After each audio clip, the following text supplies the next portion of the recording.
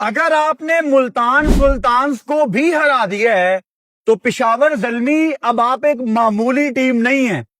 पिशावर ज़ल्मी पहले नंबर पर मौजूद है आज भी। मुल्तान सुल्तान्स को अगर आप ना हरा पाते तो आज मुल्तान ने पहले नंबर पे आ जाना था। तो आज टक्कर का मुकाबला था, दो बड़ी मछलियों का मुकाबला था और पिशावर ज़ल्मी ने 24 रन से मुल्तान सुल्तान्स को कराची में ये इंपॉर्टेंट गेम हराई है। इंपॉर्टेंट मैं क्यों कह रहा हूं? इस वजह से कि आज फैसला होना था कि टॉप की टीम असल में है कौन। अच्छा, पिशावर ज़ल्मी के बॉलर्स ने क्या शानदार बॉलिंग की है। सुफियान मुकीम, इफ्ती, ये सब तो मैं आपको बताऊंगा, लेकिन जो कप्तानी आज बाबर आजम ने की है उसकी जितनी तारीफ की जाए वो कम है। जब अराफात मिन्हाज खेल रहे थे तो मिड ऑफ अंदर था, लॉन्ग ऑन पीछे था। बाबर मिड ऑन भी अंदर लेके आया, यानी मिड ऑन मिड ऑफ अंदर आ गए और अराफात मिन्हाज को दिखाया कि सामने एक बाउंड्री तू मार सकता है। उसको इनवाइट किया कि मार, उसने मारी, बॉल चढ़ी और वो आउट हो गया। ये एक छोटी सी एग्जांपल है कि एज ए कैप्टन आपने बॉलर तो मैदान में उतार दिया उसको बॉल पकड़ा के, लेकिन आपकी फील्ड प्लेसमेंट ऐसी होनी चाहिए कि आपको बाद में क्रेडिट हम दें कप्तान को, और वो हम हमेशा देते हैं। जब भी अच्छी कप्तानी आप करेंगे हम उसका हमेशा जिक्र करेंगे। सुफियान मुकीम, जिसको पाकिस्तान टीम से बगैर किसी वजह के ड्रॉप किया हुआ है, भिगो भिगो के चुपेड़े मार रहा है सुफियान मुकीम पाकिस्तान क्रिकेट सिस्टम के ऊपर, मैनेजमेंट के ऊपर। अब इसमें सारे ही आते हैं। टूर्नामेंट का हाईएस्ट विकेट टेकर है, आज 3 आउट किए सुफियान मुकीम ने। यह इंपॉर्टेंट नहीं है, इंपॉर्टेंट यह है कि सुफियान मुकीम ने किस किस को आउट किया है। अब मुझे बताओ, अगर मुल्तान ये मैच जीत सकती थी तो स्मिथ का बहुत बड़ा रोल होना था। स्मिथ को आउट कर दिया सुफियान ने। फिर उसी ओवर में 10वें ओवर की तीसरी बॉल पे जोश फिलिपी, जो बड़ी जबरदस्त बैटिंग कर रहा था, डेंजरस दिख रहा था, उसको भी आउट कर दिया। फिर एक आखिरी खतरा हमें मुल्तान के कप्तान एस्टन टर्नर से था, जाता जाता उसको भी बोल्ड कर गया। ये नहीं कि बॉल चढ़ गई बाउंड्री पे कैच हो गया, नहीं भाई, बोल्ड किया, स्किल इन्वॉल्व था। फिर उसके बाद इफ्तिखार अहमद, 2 विकेटें इफ्ती ने उन बल्लेबाजों की ली जिसके बाद मैच जेब में आ जाता है। यानी अगर मुल्तान ने जीतना है तो साहिबजादा फरहान को ऊपर से एक फ्लाइंग स्टार्ट प्रोवाइड करना पड़ेगा। इफ्ती ने फरहान को आउट किया। फिर नीचे एक आखिरी उम्मीद मुल्तान सुल्तान्स की थी जब शान मसूद बल्लेबाजी कर रहे थे और 16वां ओवर बाबर ने इफ्ती को दिया, कितनी क्रूशियल स्टेज पे, और वहां पे इफ्ती ने शान मसूद को भी आउट कर दिया। यानी बॉलर्स ने तो अच्छी बॉलिंग की है, लेकिन जो बाबर आजम आज कप्तानी कर गया है ना भाई, एलीट लेवल की कप्तानी की है। मुल्तान सुल्तान्स आज क्यों हारा, किस वजह से हारा, ये सारी बातें आपको मैं बताऊंगा। अगर आपने मैच नहीं देखा तो कोई टेंशन की बात नहीं है, आपकी कोई भी चीज मिस नहीं होगी। आज एक ही मैच था, national stadium Karachi, Australian soil की ये पिच थी। आज दोबारा से ऑस्ट्रेलियन मट्टी की ये पिच थी जिसको मुल्तान नहीं समझ पाया। टॉस करने आई उरूज मुमताज, जब उन्होंने एस्टन टर्नर को कहा, मुल्तान टॉस जीता था, कि आप क्या करेंगे, तो टर्नर ने फौरन से कहा कि हम पहले बॉलिंग करेंगे। और मैंने सुना है कि ये ऑस्ट्रेलियन सॉइल की पिच है, लेकिन मुझे ये किसी साइड से लग नहीं रही कि ये ऑस्ट्रेलियन मिट्टी की पिच है, क्योंकि ऑस्ट्रेलियन मिट्टी की पिचें ऐसी दिखती नहीं है। मैं वहीं पे समझ गया था कि ये इस पिच पे मुल्तान सुल्तान्स ना आज फंसेगी। एक तो देखो मुल्तान सुल्तान्स ब्रेक के बाद आ रही है, 7 दिन की छुट्टियां मना के मुल्तान वापस आई है, और पीएसएल का सैंपल साइज ये कहता है कि जो जो छुट्टियां मना के वापस आया उसने रक्षा ही चलाया। वो कराची किंग्स को देख लो, उनका कप्तान तो ऑस्ट्रेलिया जाके शराब पी के अपना पर्चा भी एक कटवाए है, इतनी लंबी छुट्टियां हो गई। अच्छा, मुल्तान सुल्तान्स के भी कुछ प्लेयर अपने अपने शहरों में चले गए थे, पता नहीं केड़े इंपॉर्टेंट काम में गए सी, इन्ना देखे सारे ही तोड़ गए सी अपने अपने शहर। फिर आप लाहौर कलंदर्स को देखो, वो जब से कराची में आए हैं ऑफ कलर नजर आ रहे हैं। तो भाई छुट्टियों के बाद हैदराबाद ही अच्छा खेल रही है, और जल्मी को रास आ गया है कराची, क्योंकि वो यहां पे हार नहीं रहे। हार तो लाहौर में भी नहीं रहे थे, एक मैच बारिश की नजर हुआ है, और जिस तरह ये टीम खेल रही है मेरे ख्याल से वो शादाब खान के हक में ही चला गया कि वो मैच का एक एक पॉइंट मिल गया, वरना जल्मी ने वहां भी इस्लामाबाद यूनाइटेड को हरा के एक एक्स्ट्रा पॉइंट ले लेना था। तो पिच थोड़ी सी ना मिस रीड इन्होंने करनी थी, क्योंकि टर्नर को पता नहीं था कि कराची में जब ऑस्ट्रेलियन सॉइल की पिच बनती है तो वहां आपको किस तरह खेलना है। इसका मैं आपको एक सबूत भी दूंगा।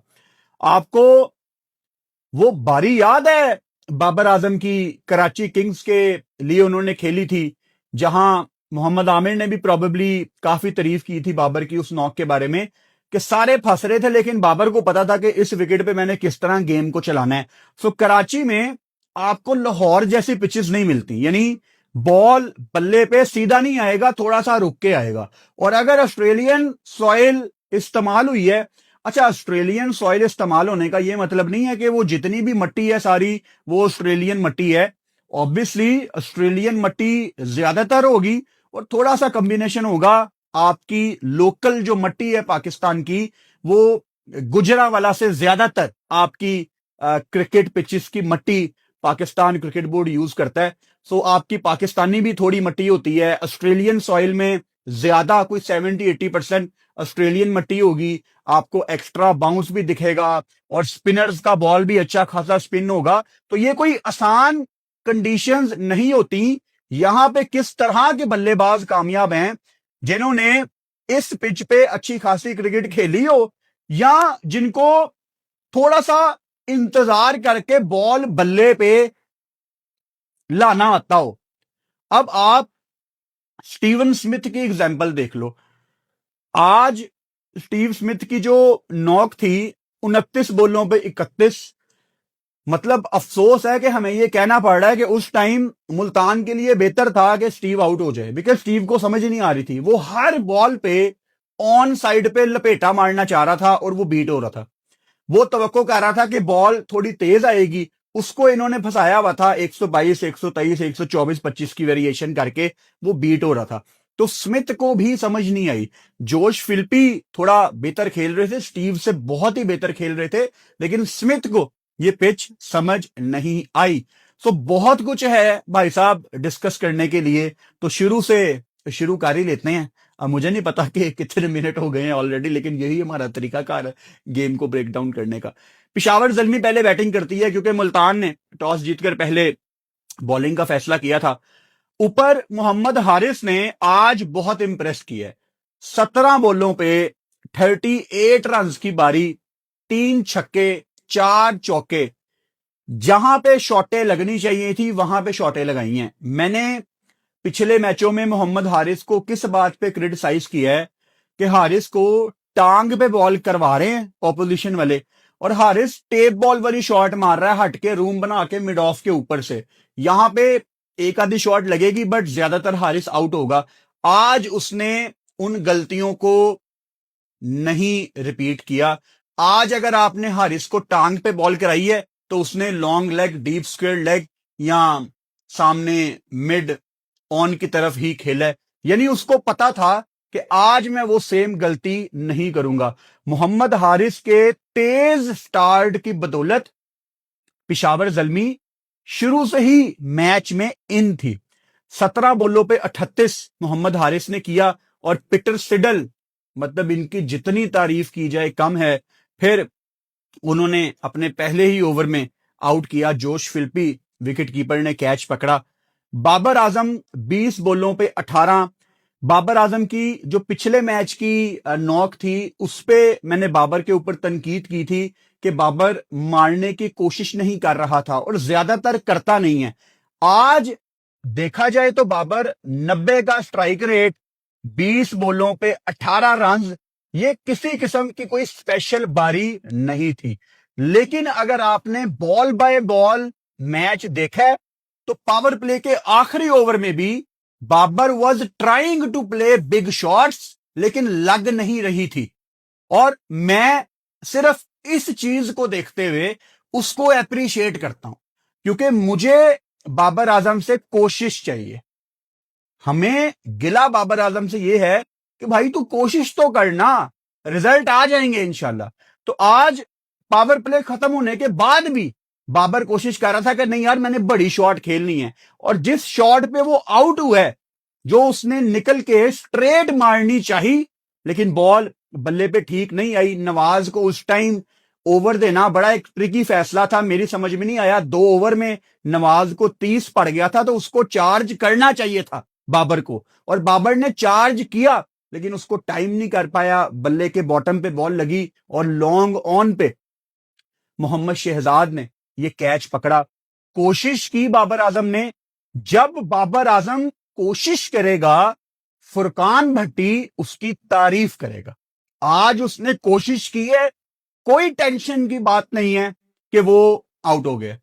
आप आज कोशिश करोगे, नहीं लगी, कोई बात नहीं, अगले मैच में कोशिश करोगे, फिर नहीं लगेगी, कोई बात नहीं, तीसरे दिन लग जाएगी। और जब तीसरे दिन लगेगी तो आपको बाबर वो कॉन्फिडेंस फील होगा जो रन बॉल के साथ नहीं होता। बिकॉज एज ए बैटर जब आप डोमिनेट करते हो ना, we want Babar Azam to dominate, कि बाबर मैच को कंट्रोल करे, ऑपोजिशन को रस्सा बांध के डोमिनेट करे, कि मैं अपनी टर्म्स पे क्रिकेट खेलूंगा, मैं आपको बताऊंगा कि मैंने कहां पे शॉटें लगानी है, और जहां पे फील्डर होगा उसके सर के ऊपर से छक्का भी जाएगा और उसके नीचे से डाउन द ग्राउंड मेरी तेज ड्राइव चौके पे भी जाएगी। सो कोशिश की है, मैं उसको अप्रिशिएट करता हूं। तीसरे नंबर पे कुसाल मेंडस, जो कि पता नहीं कौन सा श्रीलंकन चूरन खा के आया है, कभी 100 करता है, कभी 70 करता है,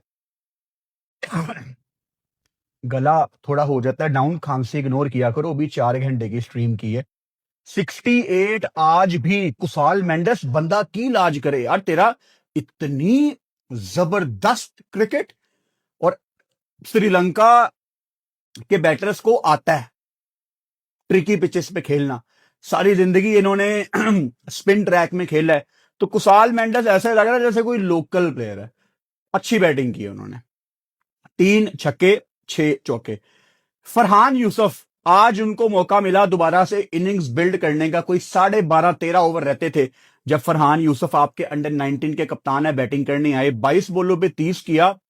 3 छक्के जो फरहान ने लगाए हैं वो प्योर क्रिकेटिंग शॉट्स थी, टांग रख के जो छक्का लगाया, और एक वो वसीम जूनियर को सर के ऊपर से, बहुत मजा आया फरहान आपकी बैटिंग का।